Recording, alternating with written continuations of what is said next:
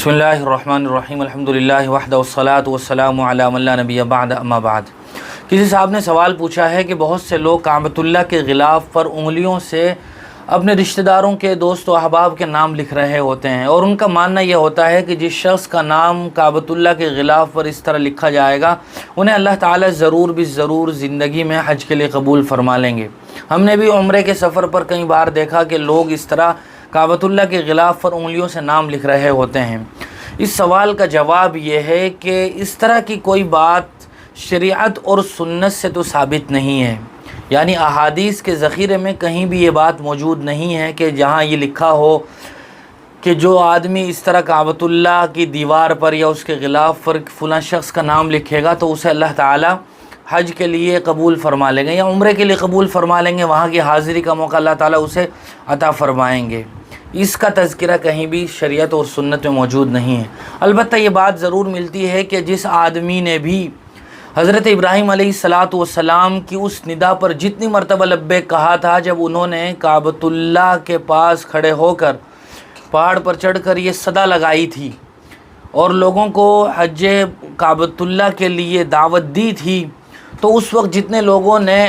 लब्बैक कहा था और जितनी मरतबा कहा था अल्लाह ताला उन्हें इतनी ही मरतबा मौका अता फ़रमाएँगे। इसकी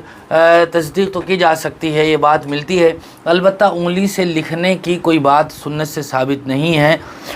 बल्कि ये बात एक वजीफ़े से ताल्लुक़ रखती है। ये वजीफ़ा किताबों में भी लिखा हुआ है। वो ये है कि उलमा फरमाते हैं, एक आयत है कुरान मजीद में 20वें पारे में, इन्नल्लज़ी फ़रज़ अलैकल क़ुरआन लराद्दुका इला मआद। जब हुज़ूर अकरम सल्लल्लाहु अलैहि वसल्लम मक्कतुल मुकर्रमा से मदीनतुल मुनव्वरा हिजरत फरमा कर तशरीफ़ ले जा रहे थे, तो उस वक्त अल्लाह ताला ने हुज़ूर के बारे में आयत इरशाद फरमाई थी कि अल्लाह ताला ने ये बात आपके लिए तय कर दी है कि आप ज़रूर भी ज़रूर मक्का वापस आओगे। इस आयत का खुलासा और मफ़हूम ये है। तो बहुत सारे उलमा फरमाते हैं कि बाज़ बुज़ुर्गान दीन का अपना ये तजर्बा है कि जब इस आयत को काबतुल्लाह के ग़िलाफ़ पर उंगली से लिखा जाए और साथ में फिर उस आदमी का नाम लिख दिया जाए जिसके बारे में हम ये ख्वाहिश रखते हैं कि उसे काबतुल्लाह आमद का मौका मिले, उसकी ज़ियारत का मौका मिले, तो बुज़ुर्गान दीन अपने तजर्बे की बुनियाद पर ये कहते हैं कि ऐसा अल्लाह ताला